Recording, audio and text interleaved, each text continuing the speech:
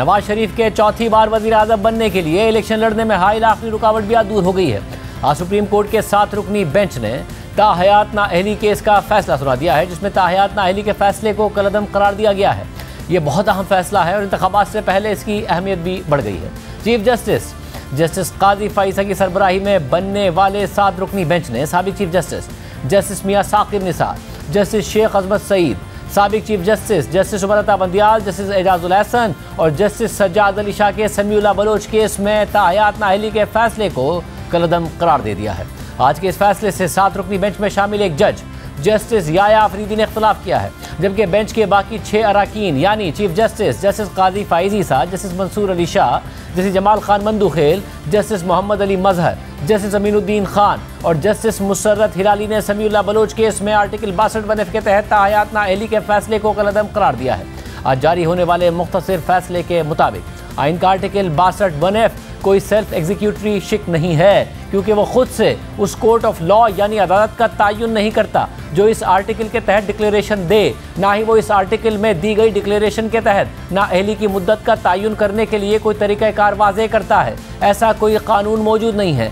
जो आइन के आर्टिकल 10(a) के तहत फेयर ट्रायल के बुनियादी हक को मद्देनजर रखते हुए आर्टिकल 62(1) के तहत डिक्लेरेशन देने के लिए कोर्ट ऑफ लॉ का तायुन करने का अमल, तरीक़ाकार या शनाख्त करे जो इस डिक्लेरेशन के तहत इसके अंदर दर्ज नाअहली की मुद्दत का तायुन भी करे। मुख्तसर फैसले के मुताबिक आइन की इस तरह की तशरीह आइन में दर्ज उसूलों की हम आहंग तशरीह के उसूल के भी खिलाफ है, क्योंकि ऐसा करने से अवाम के इलेक्शन में हिस्सा लेने और अपनी मर्जी के उम्मीदवार को वोट देने का हक भी ख़त्म हो जाता है जो उन्हें आइन के आर्टिकल 17 में दिया गया है। फैसले के मुताबिक जब तक इन दफात को नाफिज करने के लिए कोई कानून नहीं बना दिया जाता, तब तक आर्टिकल 62(1) भी उसी तर्ज पर होगा जैसे आर्टिकल 62(1)(d), (e) और (g) हैं, जो वोटर्स के हक के राय दही के इस्तेमाल में उसूलों के तौर पर काम करते हैं। समीउल्लाह बलोच केस में जो राय ली गई है, जिसके तहत एक सिविल दायरा इख्तियार रखने वाली अदालत की जानिब से दी गई डिक्लेरेशन जो कुछ सिविल हुकूक और जिम्मेदारियों की खिलाफ वर्जी के बारे में है, उसे आर्टिकल 62(1) के तहत दी गई डिक्लेरेशन के तौर पर तस्वुर करना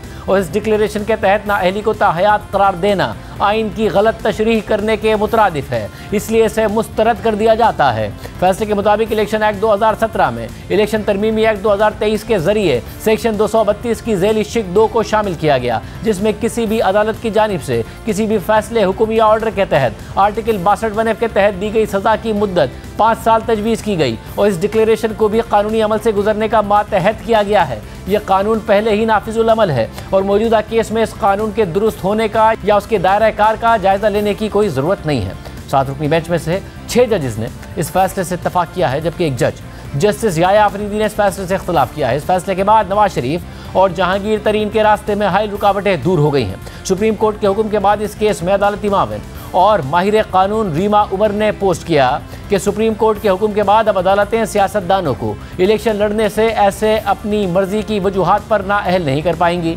जिनमें ईमानदारी और सच्चाई जैसे सब्जेक्टिव ग्राउंड्स शामिल हैं। उम्मीद है कि एक ऐसे हथियार का हमेशा के लिए खात्मा हो गया है जिसे सियासी इंजीनियरिंग के लिए इस्तेमाल किया गया। ये ना सिर्फ तारीखी फैसला है बल्कि आइन के आर्टिकल 58(2)(b) को ख़त्म करने जैसा है। जबकि माहिर कानून सलाहुद्दीन के मुताबिक सुप्रीम कोर्ट ने आज शानदार फैसला दिया है, जिसमें सिर्फ ताहयात नाअहली को ख़त्म नहीं किया बल्कि यह भी वाज़े कर दिया है कि अदालतें अब सियासतदानों को आर्टिकल 62(1) के तहत नाअहल नहीं कर सकती उस वक्त तक जब तक कि पार्लियामेंट इसका क्राइटेरिया तय नहीं कर देती, और उस वक्त तक आर्टिकल 62(1) वोटर्स के लिए सिर्फ एक गाइडलाइन तस्वुर होगा। जबकि पीटीआई के रहनुमा सेनेटर अली जफर ने इस हवाले से प्रोग्राम कैपिटल टॉक में अपनी राय देते हुए कहा कि सुप्रीम कोर्ट ने अपने आज के फैसले में यह भी कहा है कि आर्टिकल 62(1) के तहत अब मुस्तकबिल में कोई भी नाअहली नहीं होगी।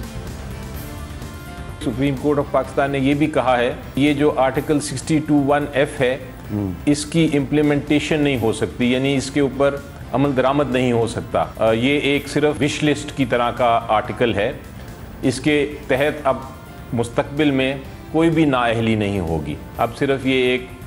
वोटर पे डिपेंड करता है कि अगर वो समझता है किसी को कि वो सादिक और अमीन नहीं है तो फिर उसको वोट ना करे। लेकिन अदालतें अब इसमें इन्वॉल्व नहीं होंगी और नॉमिनेशन पेपर्स इस बेसिस पे रिजेक्ट नहीं हो सकेंगे।